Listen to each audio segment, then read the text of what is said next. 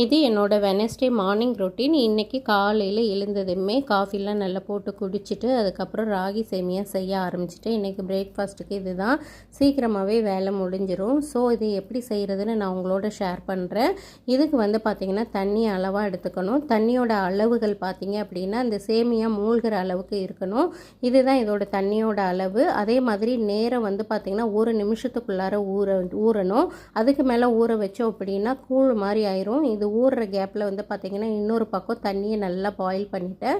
இதுவும் கரெக்டாக ஊறி வந்துடுச்சு. அதுக்கப்புறம் பார்த்திங்கன்னா இந்த தண்ணியை நல்லா வடிச்சிட்டு இட்லி பாத்திரத்தில் லைட்டாக ஆயில் அப்ளை பண்ணிவிட்டு இதை இட்லியில் ஆவியில் வேக வச்சு எடுத்தோம் அப்படின்னா சேமியா ரெடி ஆகிடும்.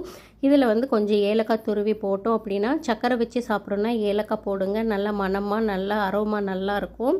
இதுக்கு தொட்டுக்க நாட்டு சக்கரையும் தேங்காய் துருவலையும் எடுத்திருக்கேன். இதுதான் என்னோடய மார்னிங் ரொட்டீன்.